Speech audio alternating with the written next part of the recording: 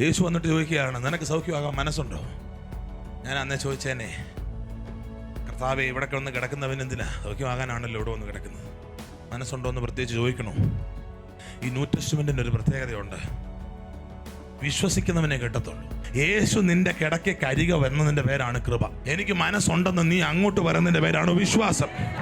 2 or 3 പേർ എന്റെ നാമത്തിൽ കൂടി വരുന്നിടത്ത് ദൈവത്തിന്റെ കൃപ ഉദിച്ചിരിക്കുകയാണ്. നിനക്ക് സൗഖ്യമാകാൻ മനസ്സുണ്ടോ എന്ന് ചോദിച്ചു. സൗഖ്യമാകാൻ മനസ്സുണ്ടോ എന്ന് ചോദിച്ചപ്പോൾ അവൻ പറഞ്ഞു, ഈ ദൂതനാണിച്ച് കാണുന്നവനൊക്കെ സൗഖ്യമാക്കിയിട്ട് പോവാണ്. 1. 2, എന്നെ എടുത്തിറക്കാൻ ആരുമില്ല. അപ്പൊ എടുത്തിറക്കാത്തവന്റെ കുഴപ്പമാണ്. ഞാൻ ചെല്ലുമ്പോൾ വേറൊരുത്തൻ എനിക്ക് മുന്നേ ഇറങ്ങുന്നു. അപ്പൊ എനിക്ക് മുന്നേ ഇറങ്ങുന്നവന്റെ കുഴപ്പമാണ്, എന്റെ കുഴപ്പമല്ല.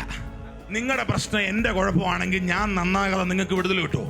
നിങ്ങളുടെ പ്രശ്നം പാസ്റ്ററുടെ കുഴപ്പമാണെങ്കിൽ പാസ്റ്റർ നന്നായാലല്ലേ നിങ്ങൾക്ക് വിടുതൽ കിട്ടുള്ളൂ. നിങ്ങളുടെ പ്രശ്നം നിങ്ങളുടെ കുഴപ്പമാണെങ്കിൽ നിങ്ങൾ ഇന്നൊരു തീരുമാനം.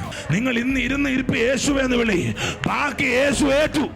ദൂതന്റെ കൈ കൊടുത്തു വിട്ടാൽ ദൂതൻ ആ പ്രോട്ടോകോൾ അനുസരിച്ചുള്ള കാര്യം ചെയ്യാനൊക്കെ ഉള്ളൂ.